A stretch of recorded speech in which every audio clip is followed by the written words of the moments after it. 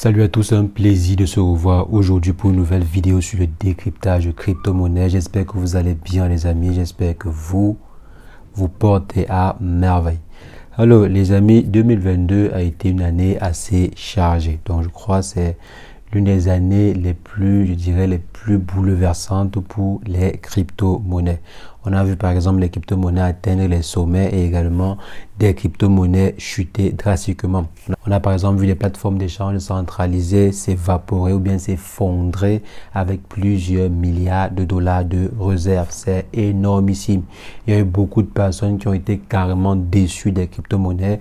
Il y a eu plusieurs personnes qui se sont carrément suicidées après avoir perdu presque tout leur patrimoine, soit sur un projet ou bien soit sur un exchange centralisé qui est allé en faillite. Donc l'année 2022 était assez chargée. Et actuellement, s'il y a une question que plusieurs personnes se posent, surtout après un petit incident qu'on a eu, il y a de cela, je crois, 2 à 3 semaines. Donc, on se demande si est-ce que le leader actuellement sur le marché qui est Binance peut réellement tenir le coup et ne jamais tomber en faillite. Parce qu'actuellement, si je crois, Binance gère plus de 60%, donc minimum 60% des différentes transactions dédiées aux exchanges centralisés. Donc, s'il y a par exemple un volume de 1 milliard qui sont générés par des plateformes d'échange centralisées, alors Binance gère plus de la moitié, ce qui est énormissime. Et plusieurs questions se posent. Est-ce que Binance peut vraiment tenir le coup?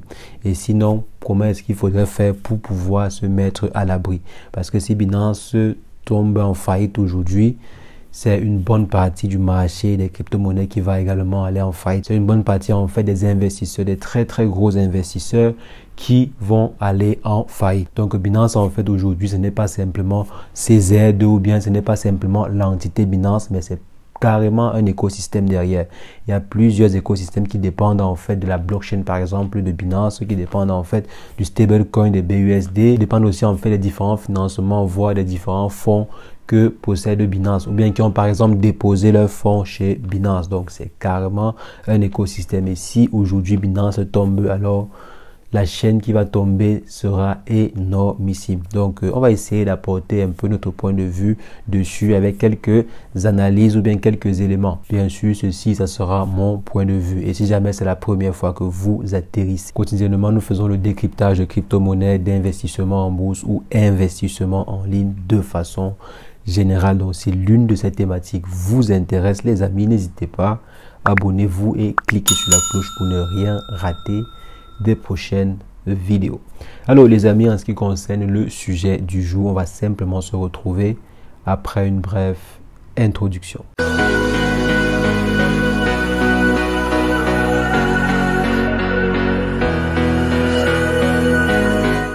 Alors les amis, comme je disais, imaginez-vous par exemple que vous vous réveillez un jour et on vous dit vos différentes crypto-monnaies qui étaient présentes sur Binance n'existent plus. Ou bien que la plateforme Binance est tombée en faillite. On sait très bien que beaucoup de personnes utilisent par exemple la plateforme de Binance pour effectuer des stacking, pour effectuer plusieurs types de stacking, même également plusieurs autres opérations. Il y a tellement de services sur Binance.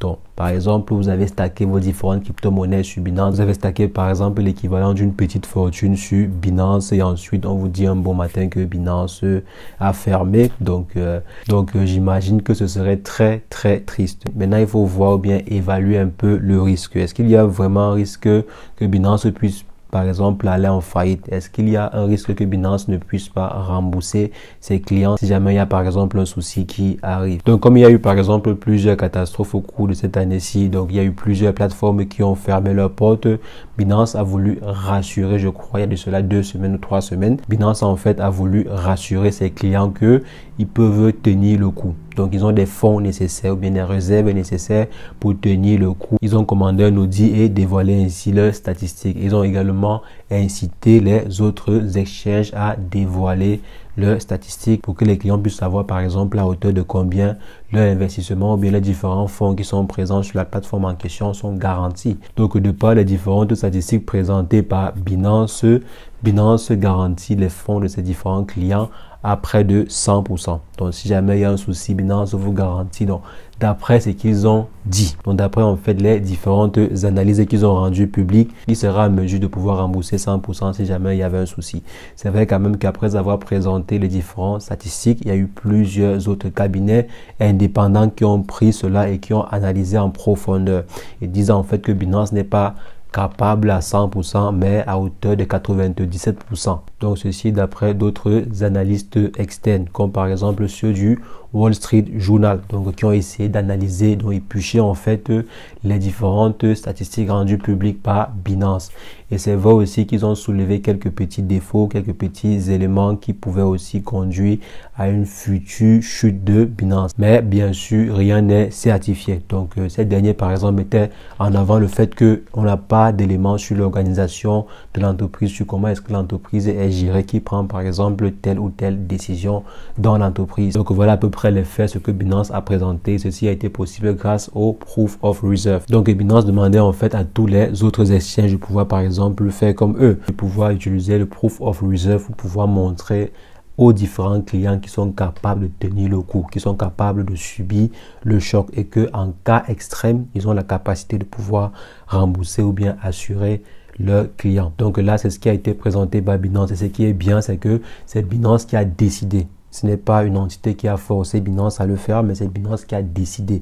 Ça veut dire qu'ils sont assez confiants sur ce fait. Ça veut dire que Binance ne stresse pas. Binance n'est pas en train de stresser actuellement. Binance n'a pas de problème. Donc, bien sûr, c'est ce qu'ils doivent en fait faire comprendre. Donc, qu'ils aient ou qu'ils n'aient pas de problème, ils doivent rassurer leurs clients. Donc, Binance doit rassurer ses clients. Qu'ils aient des fonds, mais qu'ils n'aient pas de fonds, ces derniers doivent rassurer leurs clients. Donc, tous ceux qui avaient peur, par exemple, se poser des questions, Binance, avec cette audit-ci, a montré à plusieurs personnes qu'ils étaient capables de le faire. Donc, moi également, je pense que Binance a les moyens de sa politique. Déjà, pourquoi? Parce que ce sont des leaders sur le marché. Aujourd'hui, Binance est le leader 102e. Donc, ils sont premiers en fait sur le marché 102e. Donc, simplement par le volume d'échanges qu'ils génèrent régulièrement, les commissions ou bien leurs différents chiffres d'affaires que ces derniers génèrent régulièrement. Donc, je pense qu'avec ceci, ces derniers en fait sont capables de pouvoir couvrir énormément d'incidents. Avec les gros chiffres que ces derniers génèrent, il est tout à fait possible qu'ils puissent assurer leurs clients. Donc, ça, c'est mon point de vue à moi. Et maintenant, bien sûr, même si on pense que Binance a la capacité de le faire, même si Binance montre qu'ils ont la capacité de pouvoir assurer les clients, ceci ne doit pas en fait empêcher la méfiance. Donc, vous ne devez pas du tout baisser la garde. Vous devez toujours, comme j'ai dit, diversifier vos crypto-monnaies. Vous devez avoir par exemple une partie de vos crypto-monnaies sur des plateformes d'échange centralisées comme Binance et d'autres parties sur des plateformes d'échange décentralisées. C'est mieux de conserver une bonne partie, même je dirais une très bonne partie de ces tokens sur par exemple une clé Ledger ou bien sur des portefeuilles d'échange décentralisés. Maintenant, vous pouvez laisser en fait une certaine partie de vos échanges sur des plateformes centralisées. Donc, diversifiez toujours vos différentes banques de stockage de crypto-monnaies. Stockez une partie de vos échanges sur votre MetaMask, sur votre clé Ledger, donc une clé physique comme celle de la Ledger. Vous pouvez également stocker sur Trust Wallet ou bien sur d'autres exchanges décentralisés. Et maintenant, vous pouvez laisser une partie sur des plateformes d'échange centralisées comme Binance. En conclusion, Binance est très loin du danger actuellement. Si on se fie bien sûr à ce qui a été communiqué, même s'il s'agit d'une couverture à 97%, selon moi, c'est toujours nickel. Selon moi, c'est toujours exceptionnel d'avoir une couverture même à 97%. C'est énorme, c'est énorme. Ça veut dire que si jamais Binance a un souci et que vous aviez $100 dans votre compte, on peut au moins vous rembourser $97 ou bien $90. Donc déjà, c'est super, c'est super. Donc selon moi, Binance est quand même l'un des leaders et je pense que c'est l'une des plateformes les plus fiables actuellement sur le marché. Si ce n'est en fait la plateforme la plus fiable actuellement sur le marché. Selon moi, bien sûr. Je ne suis pas en train de faire la publicité de Binance, je ne suis pas en train, ils ne m'ont pas payé pour cela. Mais d'après ce qui est actuellement aussi, je pense que Binance est la plateforme la plus sûre. C'est la plateforme la plus sûre actuellement sur le marché. Donc, si Binance tombe en faillite là, je crois que le marché des crypto-monnaies va prendre un énorme coup de massue. Un énormissime coup de massue. Donc les amis, c'est ce que je voulais rapidement partager avec vous par rapport à ce point. Donc moi, je ne m'inquiète pas trop, je ne m'inquiète pas en fait un peu plus par rapport à la situation de Binance. Toujours est-il, je diversifie toujours et toujours mes crypto-monnaies. De façon à ce que si jamais il y a un souci sur une plateforme, que la totalité de mes crypto-monnaies ne soit pas en danger. Donc là, c'est la règle de base. Il faut toujours diversifier vos crypto-monnaies. Donc les amis, on va simplement se revoir très prochainement pour une nouvelle vidéo sur le décryptage de crypto-monnaies. Mais entre-temps, portez-vous bien. Ciao, ciao.